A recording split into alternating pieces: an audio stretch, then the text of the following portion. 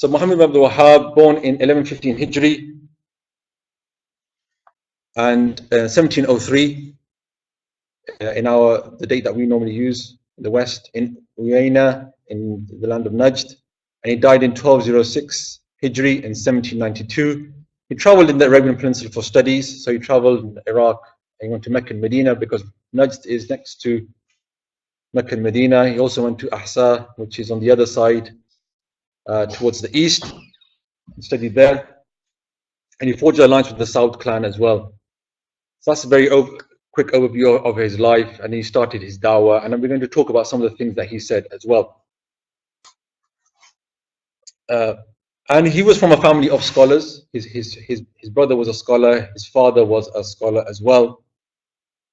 So he was from a learned family, but obviously he departed from their way, as will come up later on. Right, the term Wahabi, where does it come from, and should we use it?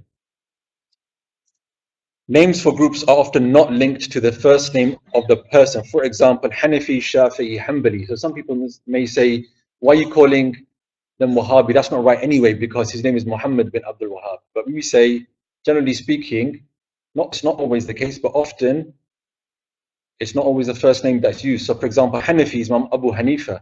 His real name is Nu'man. Imam Shafi'i is Muhammad bin Idris al-Shafi'i. Hanbali is from Shaykh Ahmad bin Hanbal. His name is Ahmad and son of Hanbal.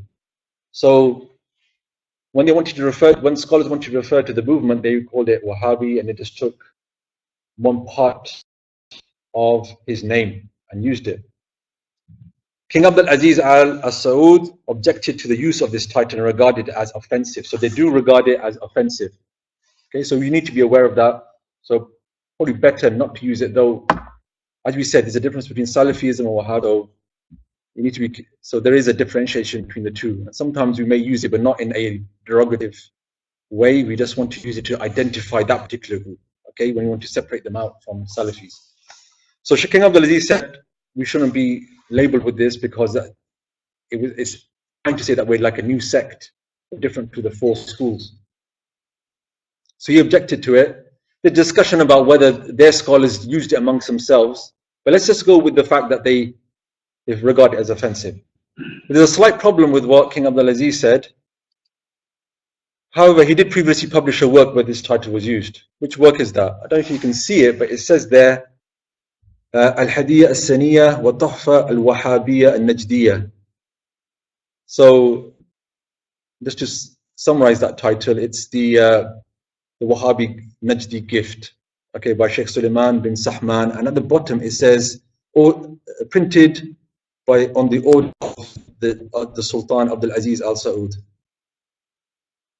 Imam of the Kingdom of Najd, okay, because Saudi Arabia came later on. It was Kingdom of Najd and surrounding areas, but that's a separate issue. Okay, so they did publish a work where this title was used, but they regard it as being offensive, so just be aware of that.